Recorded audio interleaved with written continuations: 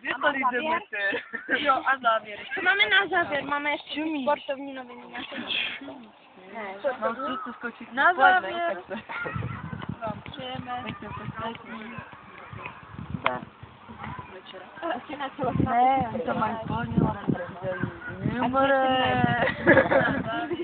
Knihopřehled zpráv vás vítá Klára Svěkerová a Alžběta Ryžová. Tak a máme tady první dojmy z Malé Morávky, kdy proběhl adaptační kurz v první C. Dobrý den. Z rušného prostředí Krnova se naše redakce přesunula do horských krajů, přesněji do Malé Morávky, kde první C měla adaptační kurz. Z 90% dotázaných se na adaptační kurzu všem líbí a jsou spokojení. Zbylým 5% se tam moc nelíbí a chtěli by od toho adaptáku víc. Já se teď zeptám náhodného kolendovčího, který se účastnil adaptačního kurzu. Dobrý den. Ano. A máte představit. Je to velmi dobré, kolektiv skvělý a snad se víc zblížíme. A co organizace? Bavilo vás to? Ano. Z Malé Morávky se loučí Adriana Květková a přidávám slovo Klárce. Děkuji ti, Adriano. A my byste se chtěli vrátit zpátky na Malou Morávku a zjistit, co naši studenti si představují, až vystudují SOŠ DCR pro svůj další život. A já přidávám slovo Danielu Hrtanovi. Dobrý den, 50% dotázaných první C chce po studiu na střední škole dělat letušky. A teď se zeptáme náhodného kolendovčího. Dobrý den.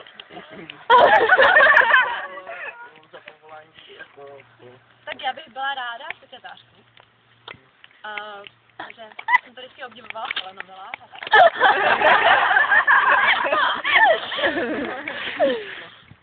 Tak děkuji a přepuji zpátky do studia. Tak, a taky tady máme první stížnosti na SOŠ DCR. Takže přám slovo. Při průzkumu mezi žáky první jsem zjistila, že mnohým žákům vadí něco na jejich škole. Například přechody z jedné budovy do druhé. Zjistili jsme, že si žáci musí nosit příboji a to jim dosti vadí. A taky malé šatny a úzké prostory v celé škole. Ale oni to určitě přežijou, protože jsou ten nejlepší kolektiv na škole. Teď si zeptáme někoho, kdo na tuto školu chodí a jak se jim to vlastně líbí. Dobrý den. Co vám vlastně vadí na škole, na kterou chodíte? Přechody, řízení vlastních příborů.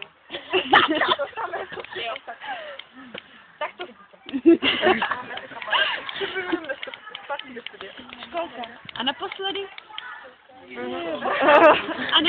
se vrátíme na Malou Morávku, protože jsme zjistili, že žáci SOŠ DCR v Krnově jsou velice sportovně založení.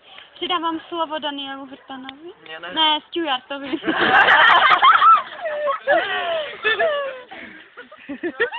Čau. Jak už řekla Klára, první C je velmi sportovně založená. Mezi sporty kolektivní i samostatné, přes basketbal, fotbal a jiné zájmové útvary je zde rozšířená i jízda na koni, parkour, víc naše následující ukázka.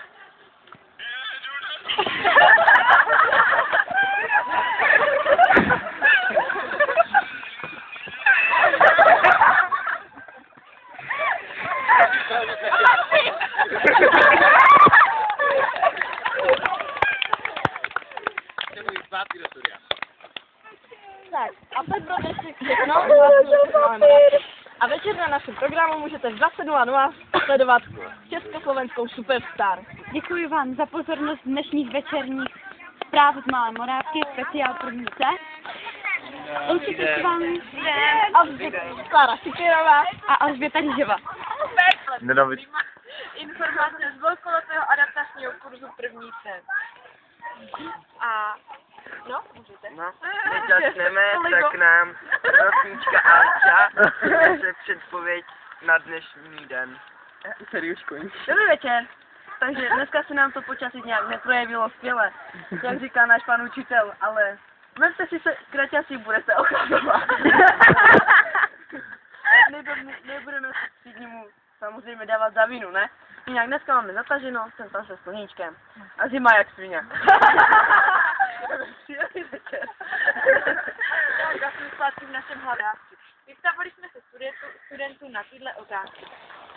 Jaký měli pocit z tohoto adaptačního kurzu a nejvíc počet otázek, nebo všechny otázky byly kladné a všechny hlavně se týkaly, že bylo všechno pozitivní, příjemný dojem, dozvěděli se na studenty nové věci a někteří mají strach, aby nevypadli ze školy, ale to už je vedlejší. Další otázku jsme se ptali, jaké povolání budou chtít v budoucnu dělat a nejčastější odpověď to bylo daňový poradce, letiška, stévár, prezident, pilot a tak různě, no. Dále byly otázky takového typu, jakože jaké budou své plány do konce školního roku a příklady byly některé, to se uvidí, nepropadnout a pan učitel má hlavní úkol, nebo takhle si to musí připravit první test z matematiky a pořádně se seznámit. A potom ostatní žáci měli v hlavní přání dokončit první ročník a nepropadnout. Další otázka. Co bys chtěla na večeři? Co bys nechtěli na večeři? Maso, hlavně ne čočku, kromě ryby a prostě něco dobrého. Máš už nějakou představu, kam bys chtěl na školní výlet? Někteří odvážlivci chtěli na Nový Zéland. Dost se nám tady objevovalo Praha, někteří, že už tam byli, líbilo se jim tam, tak by se chtěli tam podívat znovu. Potom tady máme adrenalinové nadšence a pár z nich by chtělo ještě na vrcholky hor.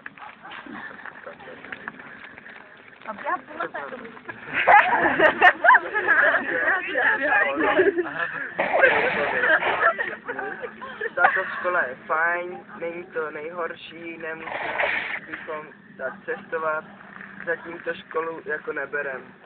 A to je asi tak všechno.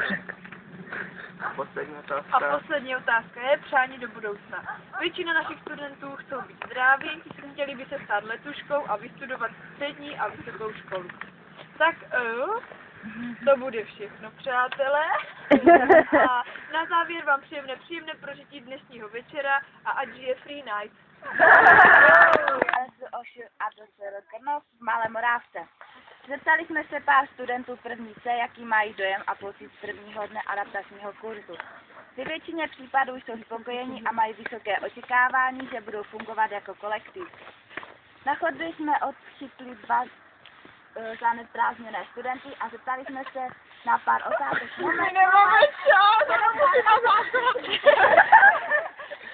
Co si myslíš o této třídě a jaká bude její budoucnost? Já nevím, v pohodě, slíbná snad. Budoucnost. Já si myslím, že To třída je dobře poskládaná a doufám, že bude fungovat jako kolektiv. děkuji. Moment, ještě jedna otázka. Na tu myslíš a ty se bojíš? Na maturitní ples. Těšíme se. Bojím se toho, že propadnu. Těšíme se, že půjdeme dneska večer na pivo a bojíme se toho, že na to Zina přijde.